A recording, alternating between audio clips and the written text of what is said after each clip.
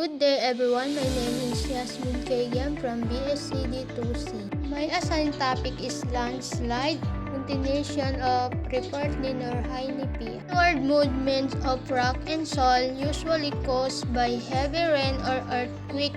Contributing factors include weathering slab, steepness, deforestation, and heavy structures on slab. Ang downward movement of rock soil ay ang pagbaba ng mga bato at lupa na sanhi ng malakas na ulan o lindol. Kasama sa mga salik na nakakaapekto dito ang weathering, ang gulo ng dalisdis at mabibigat na instruktura sa mga bundok. Earthquake include landslide occur when an earthquake shakes the ground, causing the soil and rock to become unstable and more downhill.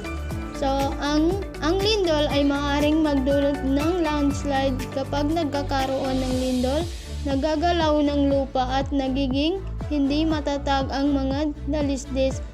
Ang paggalaw na ito ay maaaring magdulot ng pagbagsak ng lupa at bato na nagiging sanhi ng landslide. Next one is rain include landslide occur when heavy rainfall shatteras the ground, making it more susceptible to sliding. Nga ba ang sanhi ng landslide? Ito ay pag-ulan ng malakas ay ding at ang pagtatayo ng mga struktura at ang pagtatayo ng mga bahay at paggawa ng kalsada at iba pang struktura ay maaaring magdulot ng pagkakarga sa dalisdis na nagiging sanhi ng pagguho ng lupa. This section outlines steps for preparedness, mitigation, and rehabilitation in the event of landslide. So, ito mangyari ang sakuna.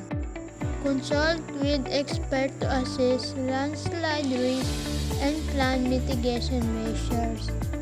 Mahalaga na kumonsulta sa mga eksperto sa geolohiya upang malaman kung ang isang lugar ay nasa panganib ng landslide. Enforce, instruction, develop land use plan, and promote public awareness about landslide mitigation. Kung ang isang lugar ay nasa panganib ng landslide, mahalaga na palakasin ang mga struktura tulad ng bahay, gusali at tulay. Dapat din planuhin ang paggamit ng lupa upang maiwasan ang pagtatayo sa mga lugar na nasa panganib. Develop community preparedness and evacuation plan.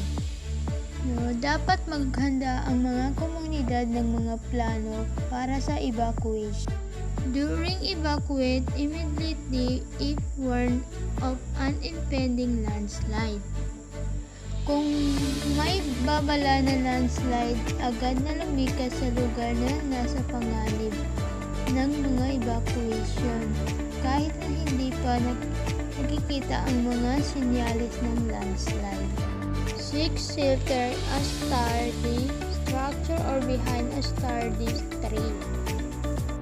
Kung hindi possible sa lugar na nasa panganib, maghanap ng possible na mataguan tulad ng bahay, gusali, or di kaya sa puno. After, inspect damaged structure and utilities.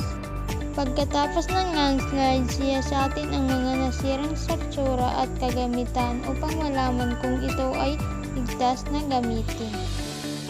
Stay away from the landslide area and direct. Manatili sa labas upang maiwasan ang mga panganib.